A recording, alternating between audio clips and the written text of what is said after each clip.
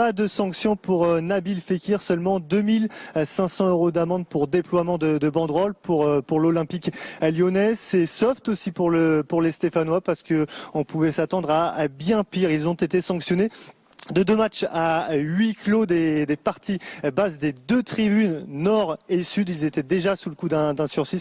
Saint-Raphaël qui bat Aix, ça a été très serré, à l'image de ce premier but qu'on vous montre de Daniel Sarmiento, l'Espagnol, qui se voit répondre par le Français Aymeric Mine. C'était très serré jusqu'à un score de 16-14 en première mi-temps, léger relâchement d'Aix en fin de mi-temps. Ça se confirme en deuxième période, ça va même se terminer par un bien beau mouvement après ce but de Geoffroy Krantz, le kung-fu d'un autre international, Joli. Adrien Dipanda. Victoire 32-28, l'équipe de Saint-Raphaël revient à la 4e place ex-aequo.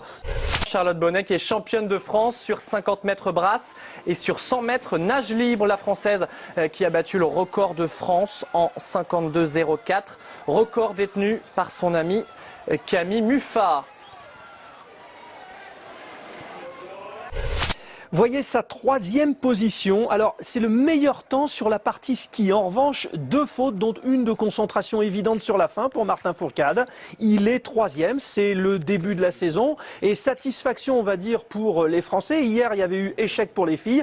Même si la victoire revient à Johannes Bøe, le Norvégien, qui en a sa 15e victoire individuelle en Coupe du Monde. Et il devance Quentin Fillon-Maillet, 2e avec un 20 sur 20 au tir.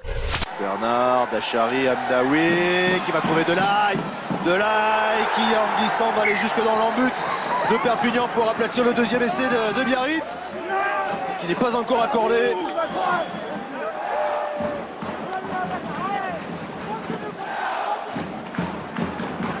Est-ce qu'il y a touche ou pas, Benoît? Est-ce que le toucher à terre est bon? Donc vous êtes d'accord, on va rester sur l'essai puisqu'il y a un avantage, c'est bon? Et l'essai est accordé. Et l'essai est accordé à Adrien Delay. Le 2e essai pour les Biarros qui vont s'échapper au score.